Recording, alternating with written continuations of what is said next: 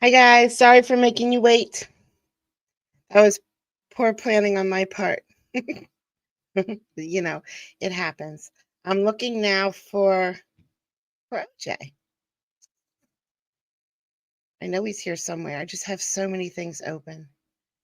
That's not it. That's not it. That's not it. That's not it. Wait. I lost OJ, so we're just gonna try again.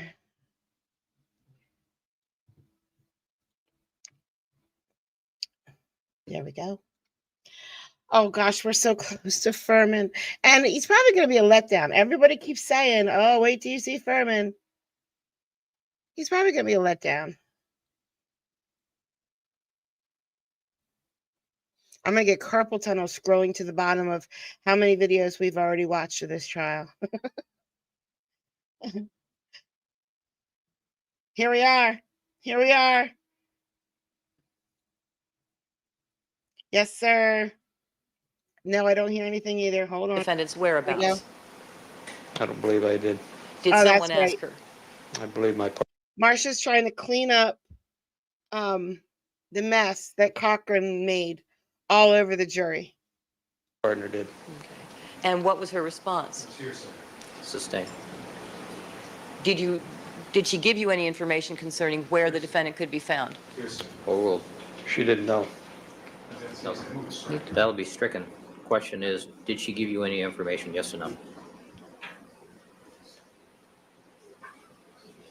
As to his whereabouts, no. Next question. When you were at the location, sir, at that time, approximately 6 a.m., did you go upstairs to look for Mr. Simpson or any possible injured victims? No. Why not? By that time, we'd been informed that Mr. Simpson was in Chicago. Overruled. I'm sorry? Been informed that Mr. Simpson was in Chicago. Okay. There's no need to go upstairs. So when you first entered the house, sir,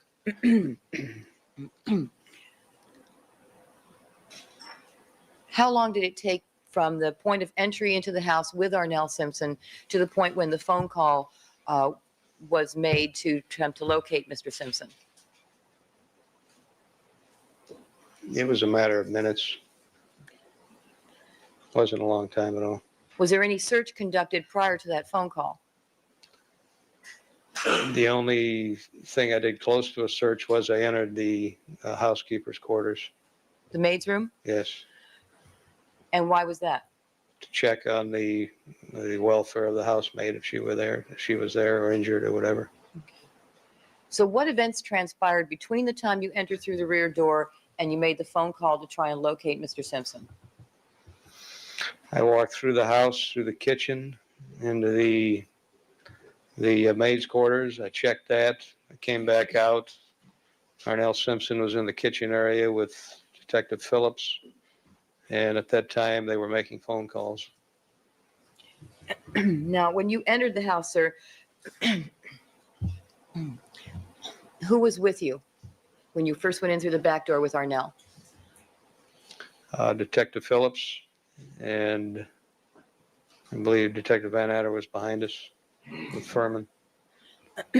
I'm sorry, Detective Furman? Yes. Where was he? He was behind us with Cato Kalin. And then you entered the house, is that right? Yes. At the time that you were making that, Detective Phillips was making the phone call was on the phone with Kathy Randa and then later the defendant. Was Mark Furman standing by you? I don't believe he was. When was the last time you saw Mark Furman prior to making the phone calls? At the time I entered the rear of the house. And after that point, did you see Detective Furman when you were at the time that the phone calls were being made? I don't recall seeing him at the time, no. When was the next time that you actually saw Detective Furman after you all entered the house through the rear door? It was at the time that he approached me And did what? and asked me to step outside with him.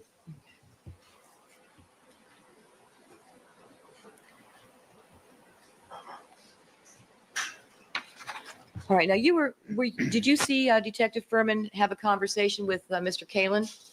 Yes, Now, were you and Detective Van Adder the lead investigators there that night? yes. So what did that mean in terms of how you guided the actions of the other officers present? What did that mean and how it guided the other officers? Yeah, were they allowed to just go ahead and do anything they wanted to investigation-wise at Rockingham or at Bundy? No, they understood that we were taking over the investigation. It's a conclusion by the witness as to what they understood. Once you're re-asking your questions. What was your understanding, sir, of what their abilities to investigate and make decisions at Rockingham or at Bundy on that night? That the decisions would be made by my partner and myself. Okay. Now, did you see Detective Furman go in and speak to Mr. Kalin? That's correct. And did you approve of him doing so? Yes. And why? We had more areas to check. Mr. Furman was in front of me and he knocked on the door. It was most logical that he speak to Cato Kalin.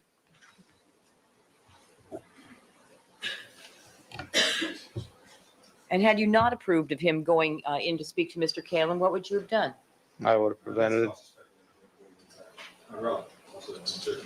He knows what he would do, Your Honor. Oral. I would have prevented it.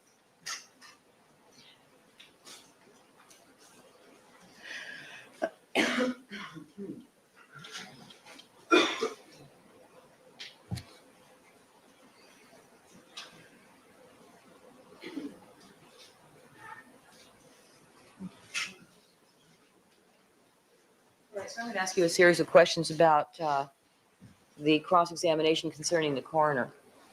I'll show you some pictures. Your Honor, this is going to be exhibit 45. All right.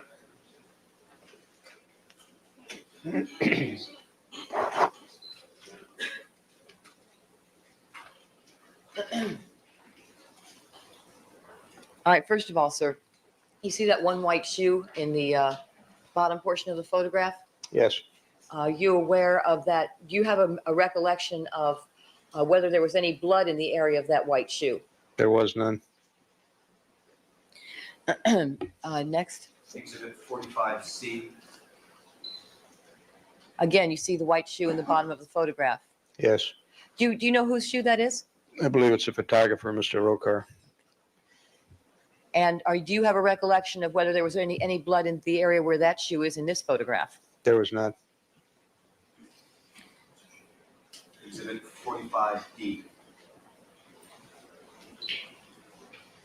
All right, and you see the shoes in this photograph, sir? Yes, And are you familiar with the location, with the condition of the location where those shoes were on the night of June the 12th, early morning hours, June the 13th? yes. Any blood in those areas, sir? The only blood is, Oral. Anything that appears to you to be blood. Okay. Do you, let me, Because I think it's vague. It's not a question. Oral. how can the photograph be vague? Proceed. Okay. Oh. Do you have a recollection of the appearance of the location where those shoes are shown in this photograph from your observation on the early morning hours of June the 13th? yes, it's a walkway above the bodies going west. Okay. And do you recall, by looking at this photograph, where on that walkway these shoes are? Yes, Was there blood in that area, sir? no.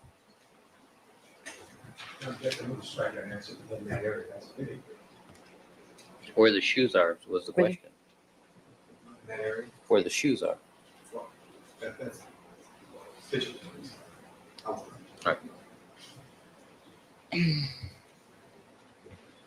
fine. That's it. Yeah. And you were also asked, sir, whether or not the hands of the victims were bagged. Do you That's recall that? That's correct. Were they bagged, sir? No. Can you tell us, please, why not? It's been my experience that one would bag the hands of a victim who's involved in a gunshot to be preserved for gunshot residue examinations. These hands and the entire bodies were preserved in plastic sheets. I'm not aware of any bagging of hands other than for gunshot residue examination. Can you please explain to us, sir, what is gunshot residue? Gunshot residue is powder or molten metal materials that could be part of a backblast from a handgun that could transform themselves on one's hand if they were in contact with a firearm if it went off. So what will an expert detect if he examines the hands of a victim who has been shot or fired a weapon? Exactly. Foundation, so hearsay. Oral. Speculation. Oral. Whether the possibility exists that that particular person would have been holding a handgun when it was discharged. In this particular case, sir, by the time the coroner's investigator arrived, was there some determination made as to the cause of death? Yes. And what was that? Slashing and stab wounds. And was there a determination made with respect to whether or not any firearm had been used? Yes. And what was that? In my opinion, none had been used. So was there any reason to bag the hands of the victims? I saw none. Oral. I saw none. Now, the entire bodies of the victims were bagged? That's correct. And what was the purpose of that? To preserve any trace evidence or any other evidence that might be on the bodies to be examined at the coroner's office. And would that procedure of bagging the bodies, what would that do with respect to any trace or fiber evidence that may have been on the bodies? It would maintain it. Now, the nail scrapings of the blood found under Nicole Simpson's nails, Yes. yeah, was DNA testing conducted on those scrapings, sir? Yes. And are you aware of the results of those scraping, the DNA tests on the nail scrapings? Yes, I am. And did that testing reveal the blood to be hers? Yes. Staying calls for hearsay. This keeps evolving. You No. respect that? No. Calls for hearsay. Juries to disregard the last question and answer. Proceed. With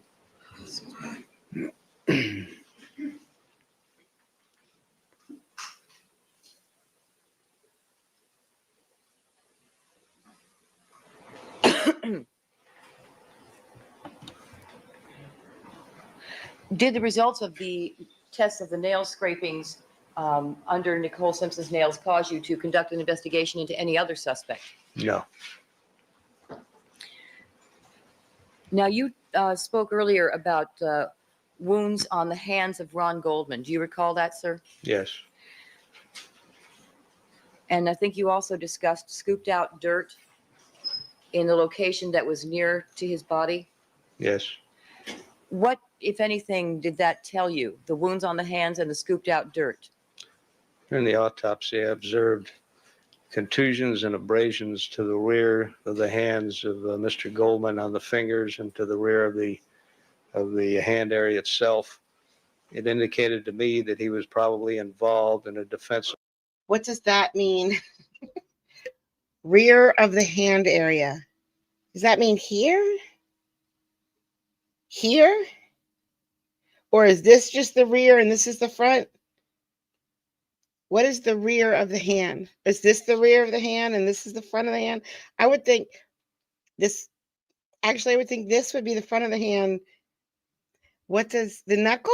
You think that's right in the middle, though? How is that the rear? Oh, knuckles. So front, rear? Is that what you're saying? This is the front and this is the rear of the hand?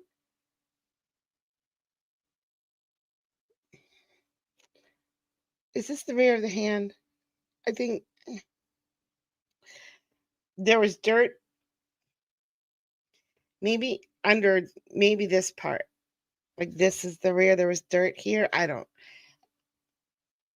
Struggle. That he was attempting to fight back and that he was flailing his arms and his hands, very possibly running them into the tree or perhaps the metal rung fence or one of the stumps, sustaining those wounds. I observed very little abrasions or contusions directly over the knuckles.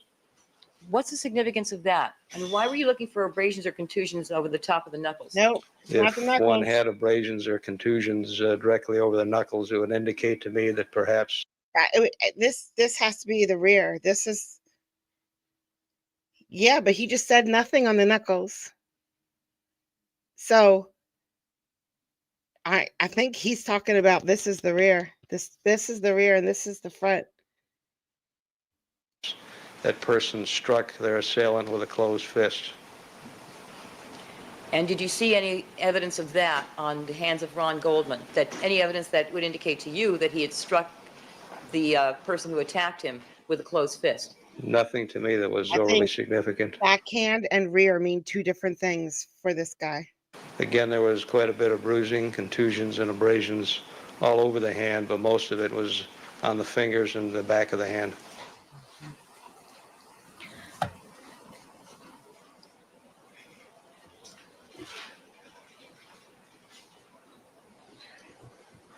Now, what about those keys? You found, you indicated earlier on direct and on cross that you found keys near the body That of just- Ron I'm trying to Goldman. wrap my head around what he just said, and it's not making sense.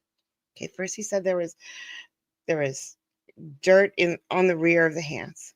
Then he said there was bruising and cuts all over the hand, but he said there was nothing on the knuckles. So that showed signs of him fighting back. I would think if there were signs of him fighting back, the first place it would be on the knuckle, right? I mean, unless he's grabbing him, but then that nothing what he said there. Okay, it's fine. They're probably going to ask a million questions and clean it up, maybe. You recall that? Yes. Counsel was asking you whether keys could be used as a weapon. Okay. Now, first of all, sir, how many cases have you had involving murder by means of a knife?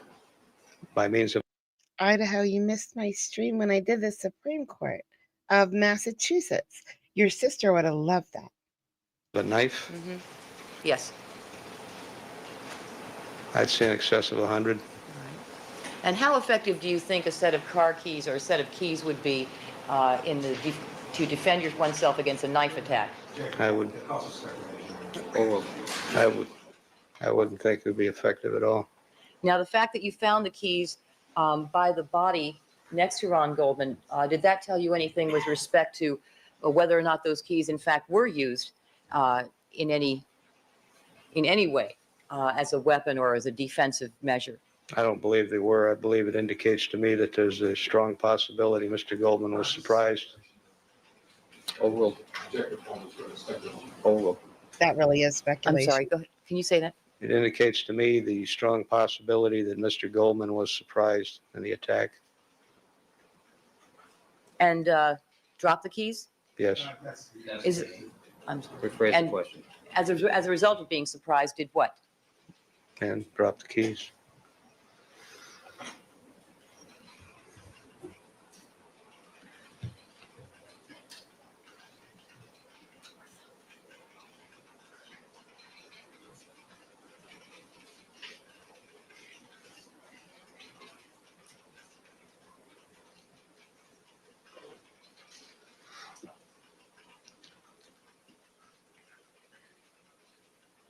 Something, sir, about the condition in which you found Ron Goldman?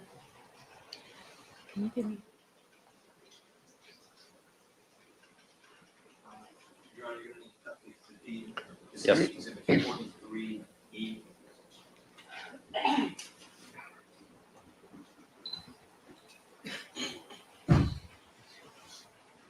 All right, sir. Look at the shirt of Mr. Goldman. Is that the condition in which you found him, sir? Yes. The shirt appears to be pulled up in that photograph, is that right? Yes, it does. What, if anything, did you conclude concerning the movements of Mr. Goldman based on the condition of his clothing and the position of that shirt pulled up as it is? Overruled.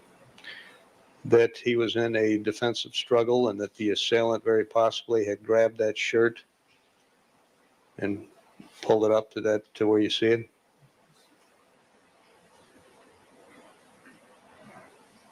Was the shirt, were the sleeves pulled over his hand or the shirt pulled over his hand, either hand of Mr. Goldman? I believe it was pulled down a bit.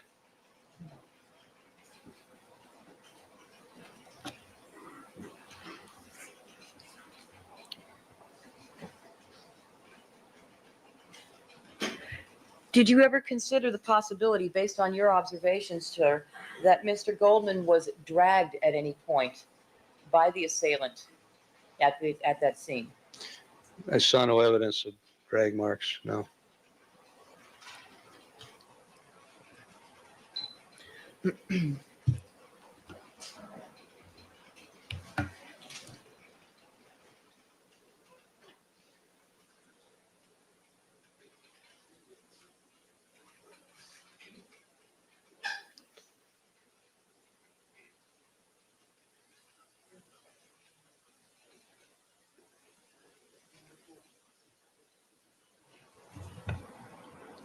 Right, you were asked also about lividity on cross-examination. Do you recall that? Yes.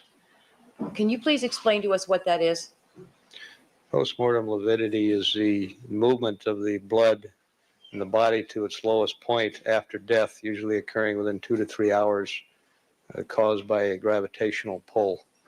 Now, what does lividity have to do with the time of death? The time of death, Without foundation at this point. What does lividity have to do with the time of death? Without foundation, counsel. Oh, I'm sorry.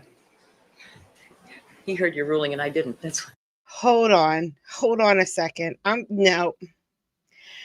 All Cochran keeps talking about is they didn't do liver temperature for time of death. They didn't check the stomach contents for the time of death. Now she's asking questions that will give us an answer about the time of death, and she's not allowed to? I don't understand. Sir, how many homicide cases have you had? been involved directly or indirectly in approximately 250 investigations. And in each of those cases, sir, have you had occasion to discuss the investigation with the coroner? Yes, And have you had discussions with the coroner in each of those cases concerning the subject of lividity? at times. Have you read articles or books about the subject of lividity? Yes, And have you heard testimony from coroners concerning the subject of lividity? yes. Now, can you tell us, sir, what does lividity have to do with the time of death? I know of none. What is lividity used for? Lividity can be used to determine whether or not a person was moved after they'd been killed. And how is that determined? As an example, if one were found in a supine position or on their back and lividity was present over the front part of their body, it would indicate that they'd probably been moved after death. Was there any indication that either the body of Ron Goldman or Nicole Brown had been moved after the time of death? I saw none. And was any brought to your attention by the coroner at the time of autopsy? No. Now, when you made your observations concerning lividity, sir, where were you? I was at the crime scene. And I assume then you were that was based on your observations. It's going to be leading. You made observations concerning lividity at the crime scene, sir? Yes. And were the bodies of either Ron Goldman or Nicole Brown washed or unclothed at that time? No. Were they both clothed? Yes.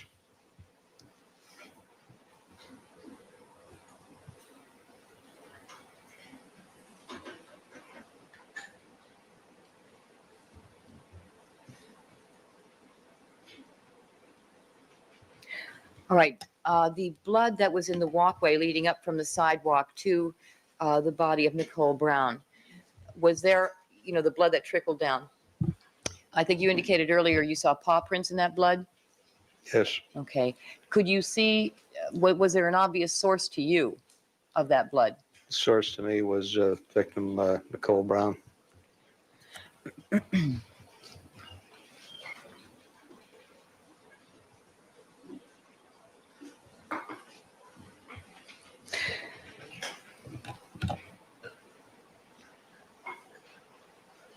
How many autopsies have you attended, sir?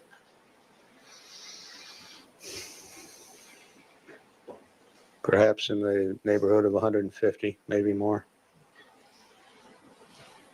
Is it, whose job is it, sir, to determine whether or not stomach contents should be saved? Coroner's office. Overruled. It's the coroner's office.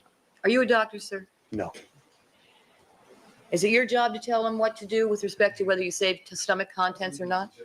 Sustain. Have you ever told a coroner to save stomach contents or not to save them? No, Cochran. No, no. You can't do this. You cannot object to these questions. You forced her to ask these questions. You made her ask these questions. I hope the judge stops him soon. I'm serious. Overruled. no.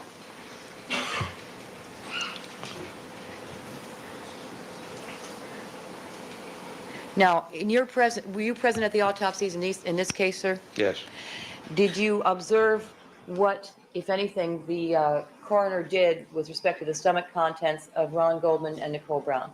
no, You did not observe that? no. What they did to them subsequent, No, during the autopsy I observed the coroners examine the contents. of each, that is for Ron Goldman and for Nicole Brown? Yes, They did that in your presence, sir? yes, And did they discuss the findings that they made based on their examination of the stomach contents with you? I believe so. Was there any indication that Ron Goldman had a full stomach at the time of autopsy? Overruled. He was there. You were there when this was examined? Yes, Overruled. I don't believe so. Was Ron Goldman's stomach full at the time of autopsy, sir? Don't believe so. Based on the examination of the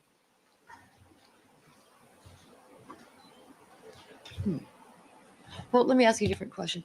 Why you indicated on cross-examination that you did not investigate the issue as to when Ron Goldman had his last meal. Do you recall that? Yes, Can you tell us why not? it appeared to me that he had just left his place of business. The relevance just wasn't there Why not? because I wasn't aware that he'd had a meal. I was aware that he just left his place of business. It really didn't come into play.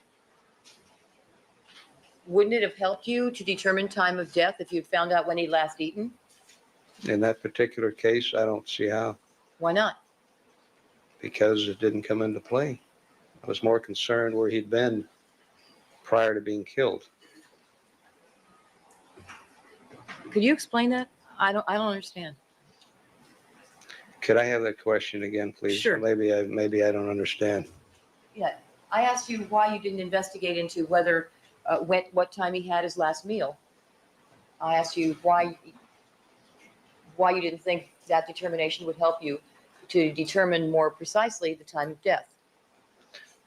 Because I knew where he had been at approximately, I believe, 9:40 p.m. That to me was important. The meal wasn't. I knew that it was apparent to me that he'd gone home and changed and went to the Bundy location.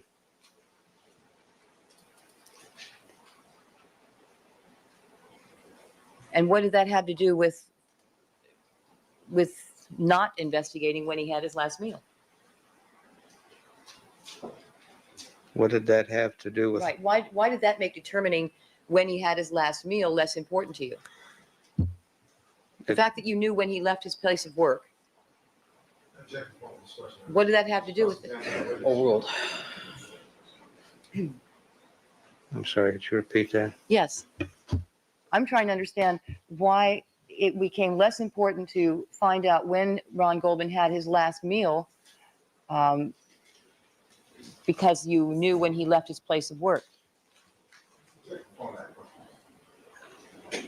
Vague. Do you understand? Hold on. Do you understand the question? I don't know if I fully understand this. No. It's vague. Okay. It must be. You said that you. All right, sir. You were asked on cross-examination about questions about whether you investigated into to find out when Ron Goldman had his last meal in order to pinpoint his time of death. That's correct. Based on your experience in all homicide cases, how precise is the determination of time of death based on the analysis of stomach contents? It's not precise. Overruled.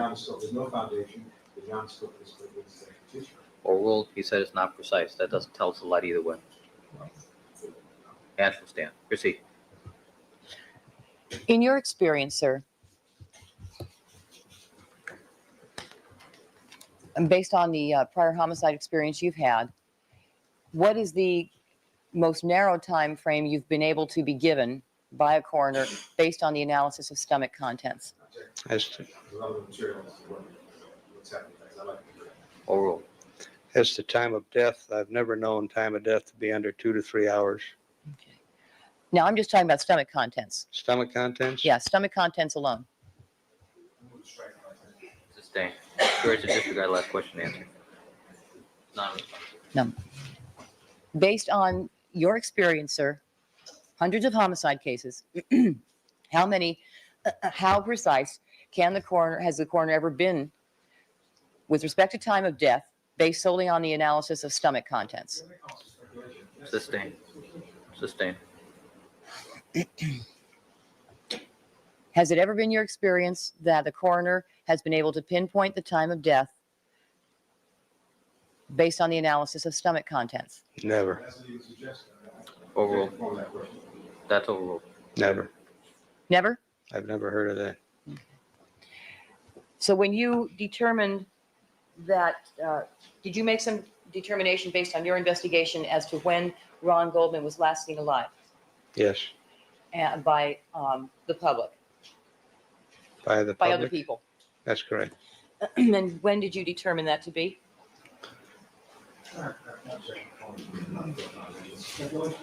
Well, we already had testimony from the people from Mezzaluna Council. I mean, I'm making that point to Ms. Clark, and we already have that in the record when he was last seen. This is just foundational, Your Honor, too. All right. Proceed. I think he's already testified to the time, though. Yes. Thought he said 9:40, Oh, okay. Okay. about 3 minutes ago. I'm getting lost in my own shuffle. Okay. Okay, you determined the time that Mr. Goldman left Mezzaluna, correct? Approximately, yes. Okay. And did you also determine from the first officer on the scene when his body was found? Yes. And what was the time lapse between those two times, when he was last seen and when his body was found? Approximately 2 hours and 30 minutes. What is the most, in your experience, sir, have you ever had a coroner testify to a precise time of death to the minute? Never. Overruled. Overruled. Never. What is, in your experience, has a coroner been able to do in terms of time frame in any homicide case you've ever handled?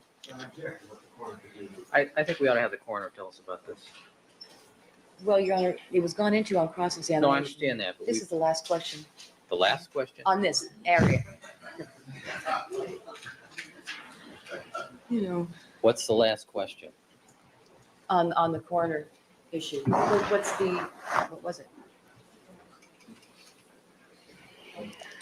What is, in your experience,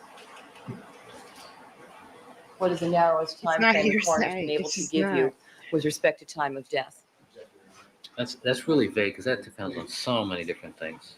Each individual case is different. Right, and that's why I'm just asking for, in Right. his experience, what's the best Right. they've ever been able to do? I think She's not, she's asking for the best. Okay, what is the best time the coroner has ever given you? It's not vague, it's not hearsay, there's nothing wrong with that question. it's vague at this point. No, it's not. There's a 352 objection because then he's got to tell us what the facts and circumstances are in that case. Let me ask a different one then. All right. Let me Ask try a different last question. a different last question. Okay, you determined that there was a time frame of approximately 2.5 hours between the time Ron Goldman was last seen and his body was found. Is that correct? Yes, Has a coroner, in your experience, ever testified to a time range less than that as a time of death? Sustained. Sustained.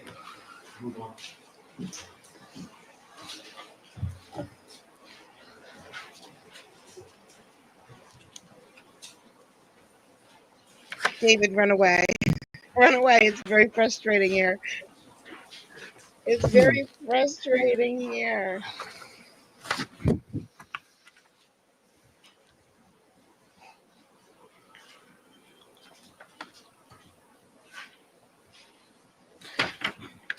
Mr. Cochran asked you on cross-examination several questions about what time the coroner was called. Do you remember that? yes,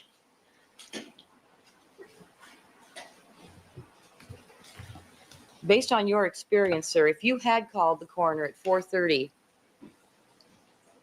when you arrived at the scene, could the coroner have told you whether the murder occurred at 10:15, 10:30, 10:15 versus 10:30 versus 10:45? no, Sustained. Hold on. Sustained. Juries to disregard the last question and answer. Your Honor, can we approach? Sure.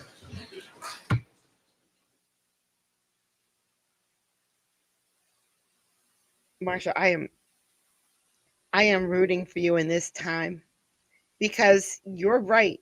He brought this up. Please, please, please make nope. They cut it out. I wanted to see her. All right, Detective Lang, when you hear one of the parties making an objection, would you please wait to answer the question until I've had a chance to rule on the objection? yes, Your Honor. Ms. Clark. All right, sir, if you had called the coroner at 4:30 a.m. when you first arrived at the scene, could you have allowed the coroner into the crime scene to examine and remove the bodies? No, Why not? because at that time we hadn't completed our crime scene investigation.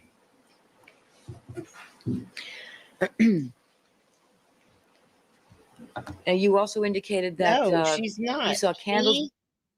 He was all over this detective about time of death, about things he didn't do to establish time of death.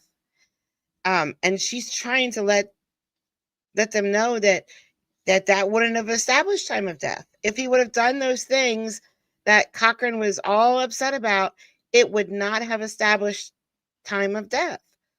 And the judge is not letting her.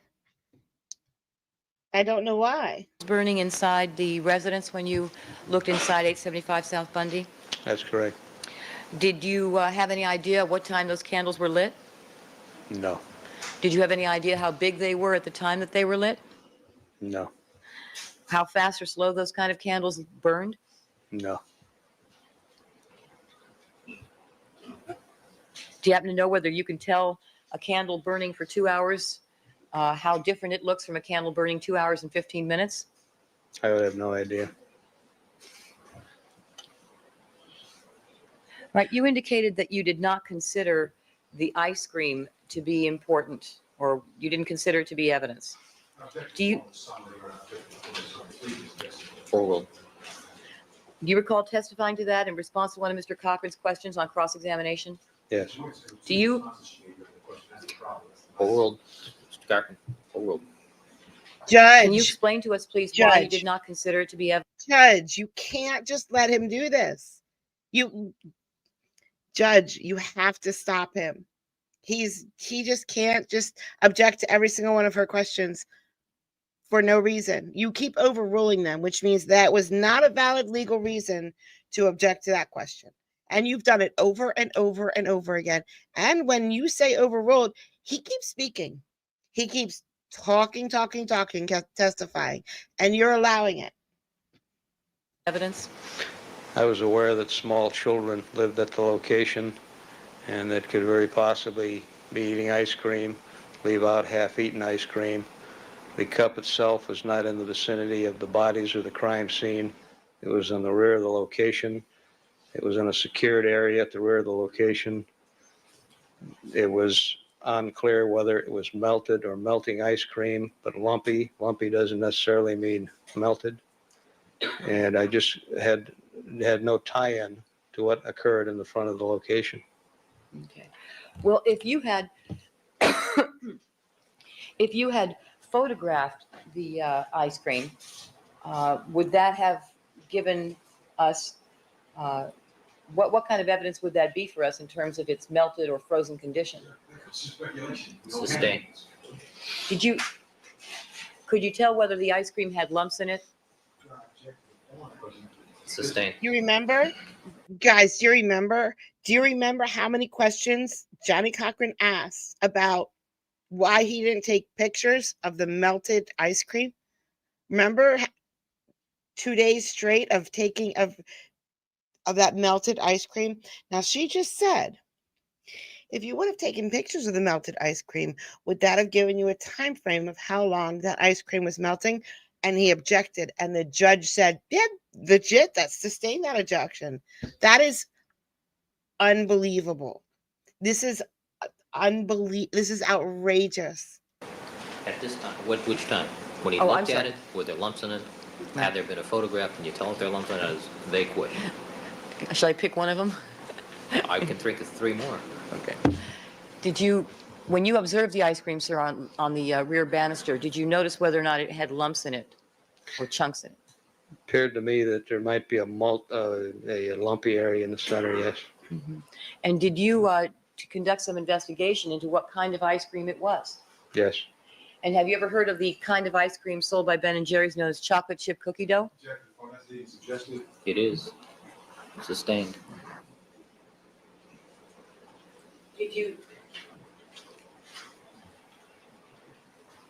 Have you heard of chocolate chip cookie dough? What investigation did you do with regard to the ice cream? Well, I did that one. Oral.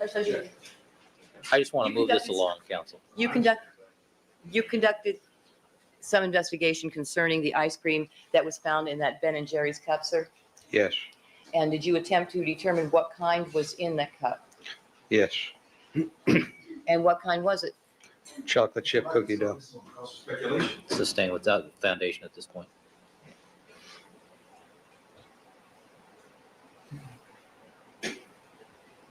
How did you conduct that investigation? What did you do? I contacted the Brown family and inquired of them if they would speak with the children. Did you, based on that investigation, make an attempt to observe a particular kind of ice cream? Yes. Oral. And what kind of ice cream did you pick out to observe? Chocolate chip cookie dough. And what did you observe about that ice cream? That after it had melted, Oral. it appeared to be lumpy.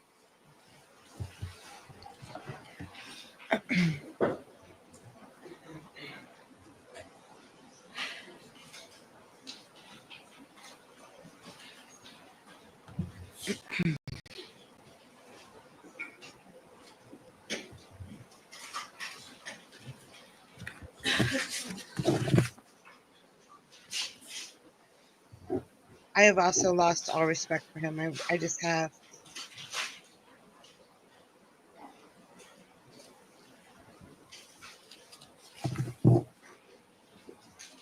It wasn't on the ground, it was on the banister.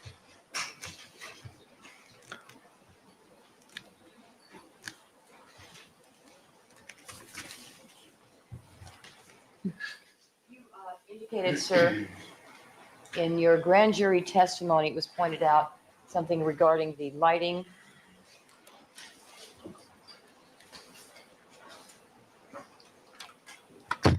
on the porch at 875 South Bundy.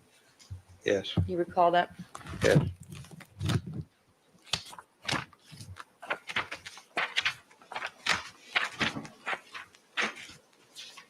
And you were referred to page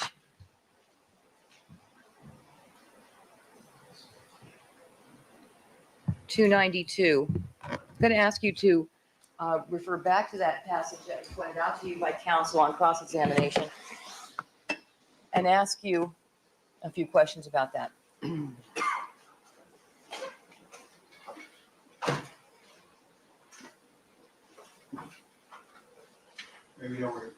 sorry. Same thing, 292, from line 16 down to the bottom. Certainly.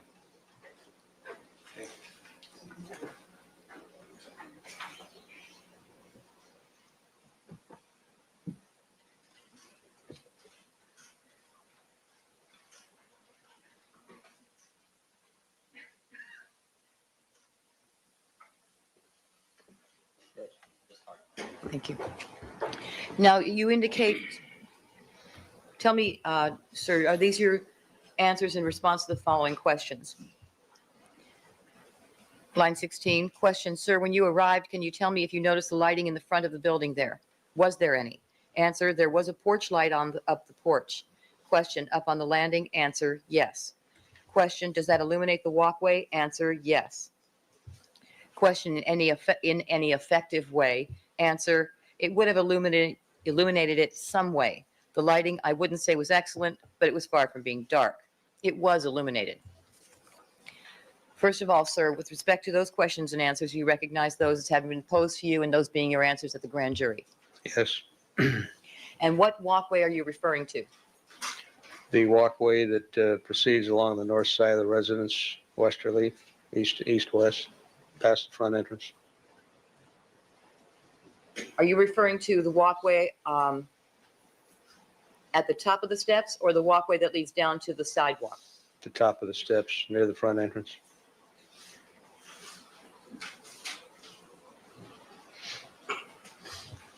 So the porch light that you referred to, sir, referred to in that passage, did it illuminate the bodies of the victims in any way? No. Did it illuminate the front walkway that goes from the steps down to the sidewalk at 875 South Bundy? No.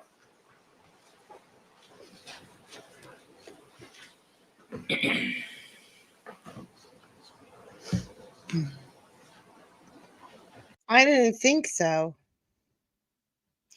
I didn't think he was guilty from the beginning. I thought, I thought he tried to do a good job at the beginning. I was all for him, but now he's just as crooked as everybody else.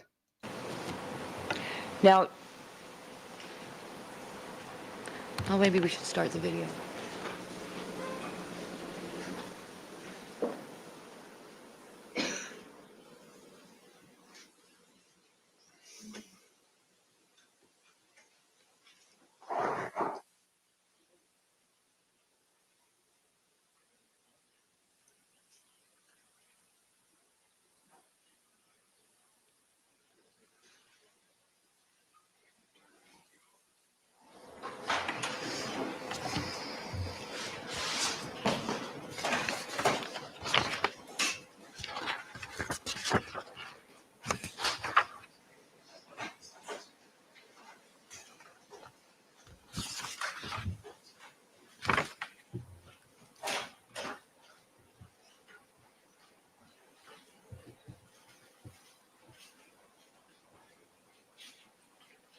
Now we're watching a video of someone watching a video.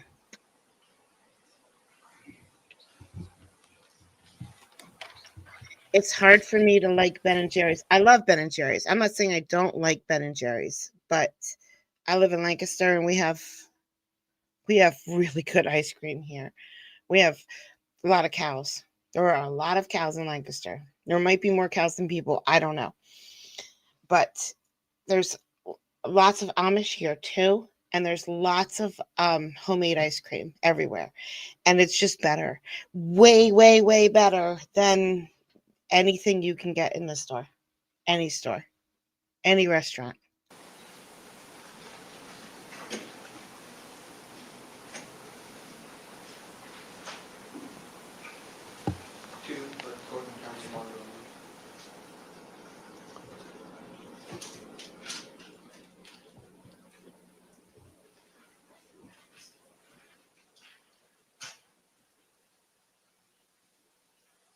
I don't know. I think he did it. When he turned that chair around in the restaurant and watched her eat, just sat there right beside her, not invited, turned the chair around, sat down, and just with an ugly look on his face, watched her the whole time eating.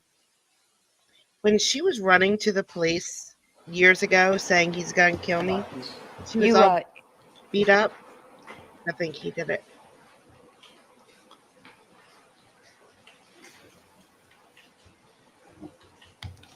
you were asked about an overlap in numbering, so I'm going to show you this again.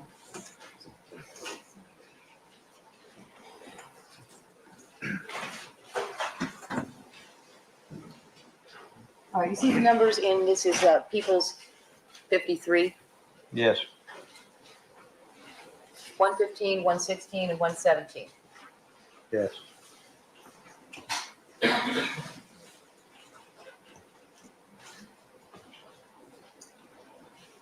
We get to see an exhibit, guys. I'm so lucky.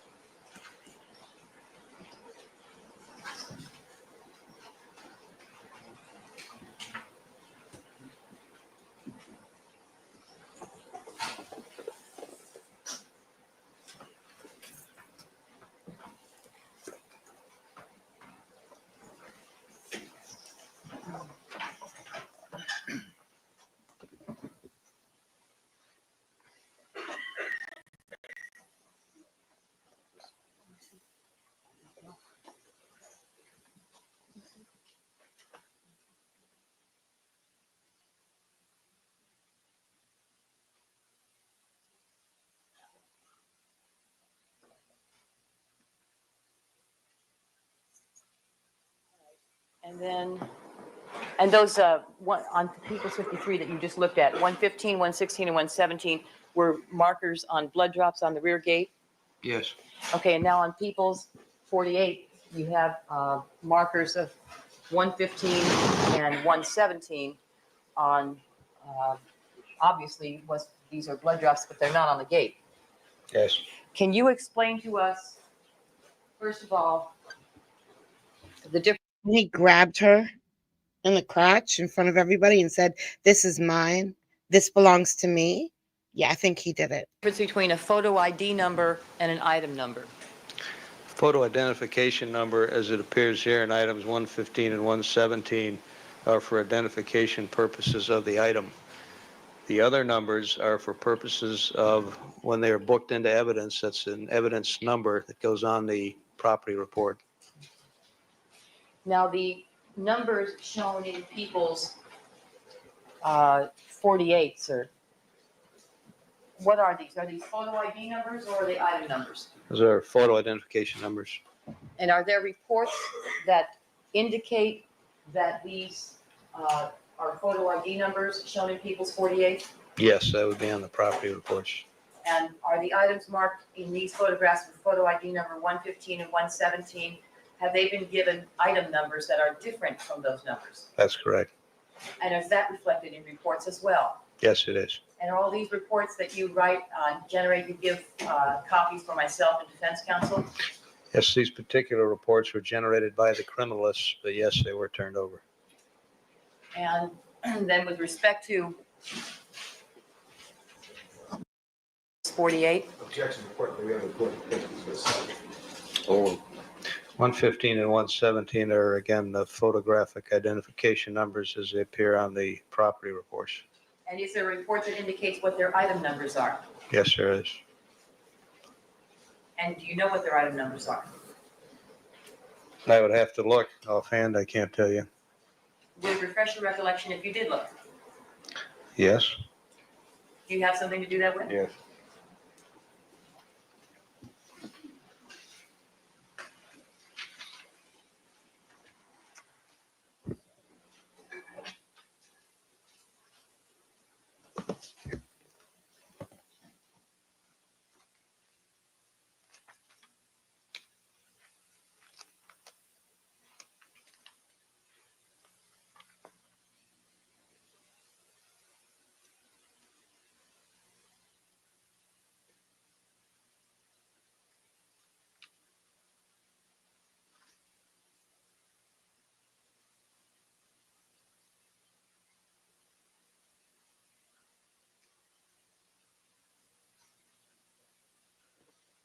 Photo ID 115 is evidentiary item number 50. Okay, so just,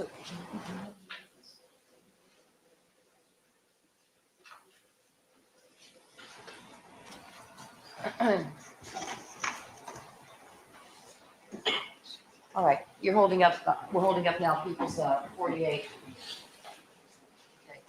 The item that you pointed out, item 115, photo ID number 115 in people's 48G, what item number is that? It's evidentiary item number 50. And the blood drop shown in people's 53, 53C that has the number 115. What is that? Is that an item number or photo It's ID an number? evidentiary item number. Okay. So what is marked as 115 in 53C? Please, Justin, you can talk. I have a bit of a question. See, The blood drop marked with the number 115 in 48G has what item number? The item that, I'm Goes to sorry, I photo was ID looking. number 115 has what item number? I believe it was item number 50.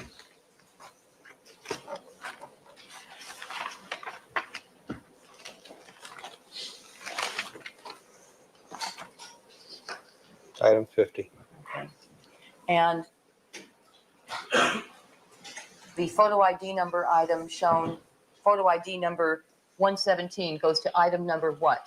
52. 52? Yes. And 117, is that shown in the photograph I'm pointing to, 48I? Yes. And is there an item number indicated for the blood drop shown by the number 117 in 53F? Yes, that's evidentiary item number 117. Now, with respect to 116 shown in 53D, can you tell us, sir, is that the item number or photo ID number? It's the item number. Okay.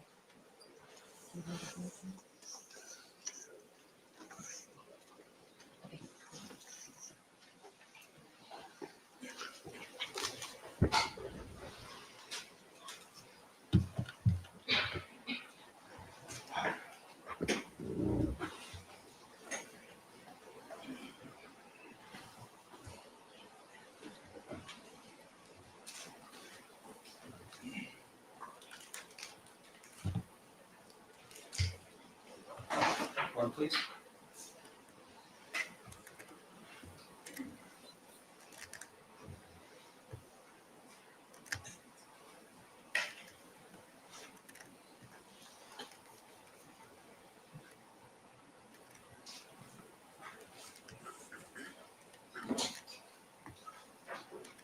Okay. Now, do you see?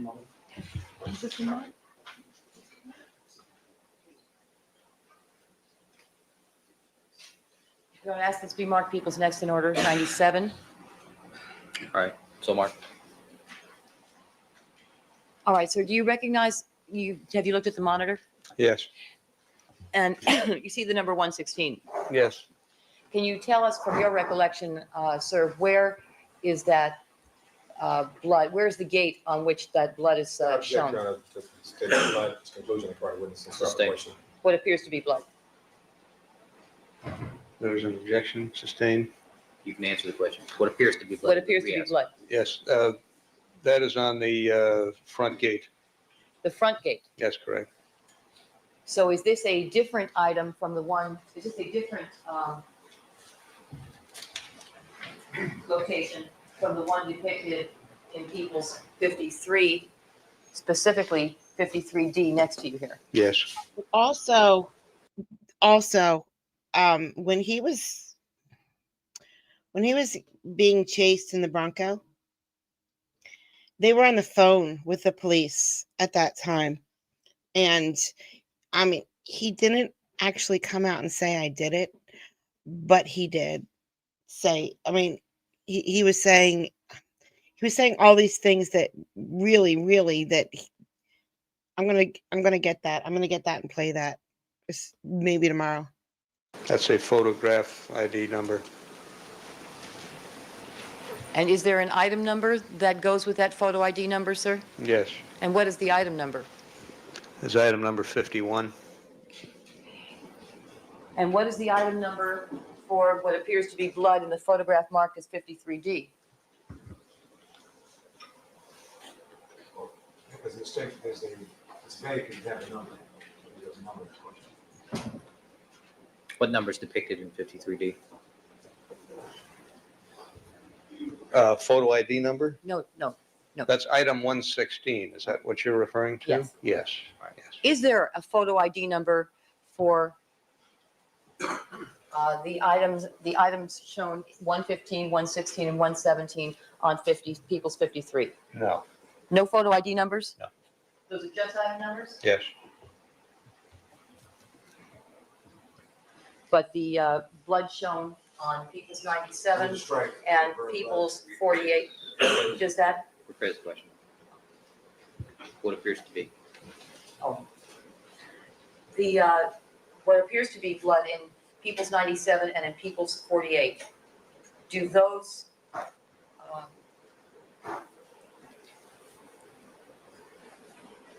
what appear to be blood drops, have item numbers that are different from the numbers shown in these photographs? Yes, they do. And those would be the item numbers you just stated, sir? Yes.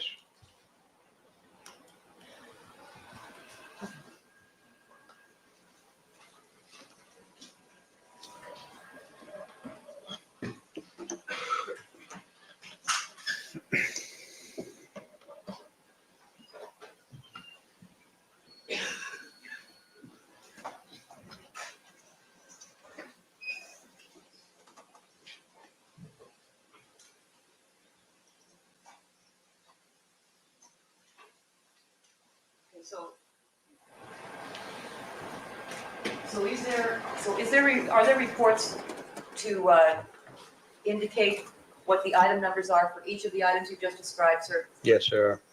And are there reports that also indicate what the photo ID numbers are for each of these items? Yes. And if one needed to straighten out any confusion about that, could one look at those reports? Certainly. Are there any items that have been recovered that have been given the same number? No, Does each item of evidence have its own number in this case? that's correct. And are there reports to indicate that, sir? Yes, sir. All right, Marsha, you tried. You did your best today. Nothing tomorrow because I'm not working tomorrow because I have to work. I hate that I have to work. All right, guys, thank you so much for coming out today and listening to me scream at the screen. Bang my head against my microphone. Oh, I just feel like it's going to get better soon. I don't know. Because the whole world is watching. Maybe there's, something that'll trickle into the judge to say, knock it off. That's not really legal what's going on. But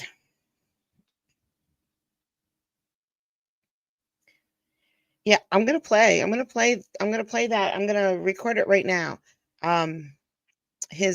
What he says in the car. And then because he was going to commit suicide in the car because he's such a bad person.